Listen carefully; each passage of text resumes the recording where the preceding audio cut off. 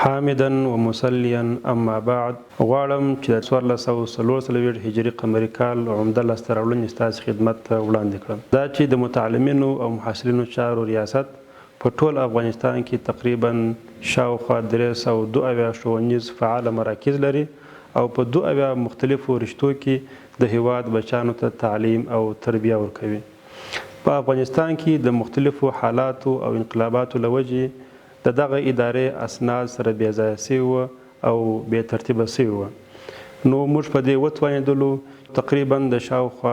د 10 کالو اسنادو لپاره مو یو منظمه ډیټابیس او ارشیف تیار او آماده کړی دی. دا چې معیار او کیفیت په یو ښوونیز مرکز کې ډیر مهم رول لوبوي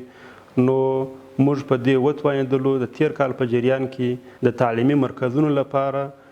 مضبوطه او خوندور معیارونه جوړ کړو.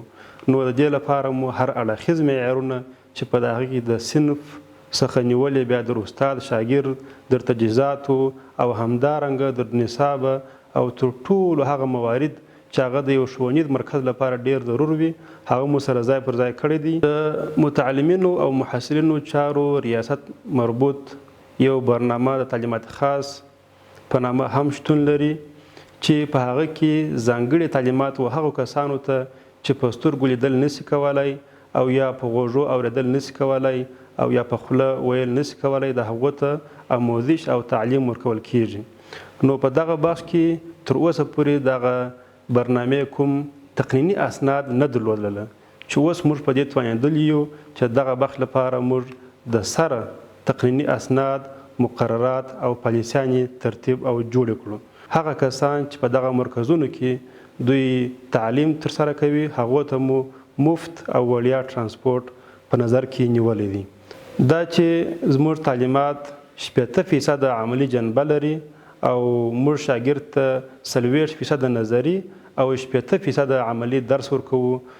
د دې لپاره چې زموږ شاګردان هم په دې وتوانیږي چې خپل عملي کارونه ښه په خوندور توګه ترسره کړي او هم د ادارې او د نورو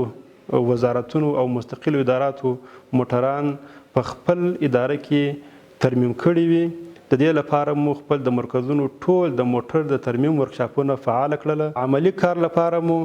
خپل شاګردان تقریبا 19 وزارتو او مستقل ادارات ته معرفي کړل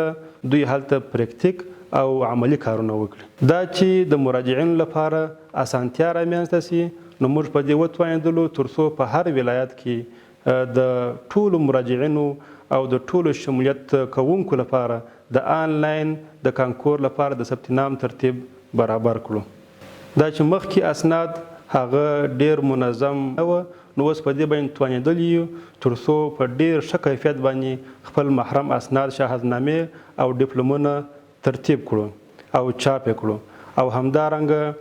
هغه مالی امور او هغه مالی چارې چې مخکې د ډیپلوم یا شهادتنامې په مقابل کې د شاګرد څخه ترلاسه کېدلې فزیکي وي اوس هم هغه ټول د فزیکي څخه اړولي د بانک د لارې د هغه ټوله تحویلي د بانک د لارې ترسره کیږي.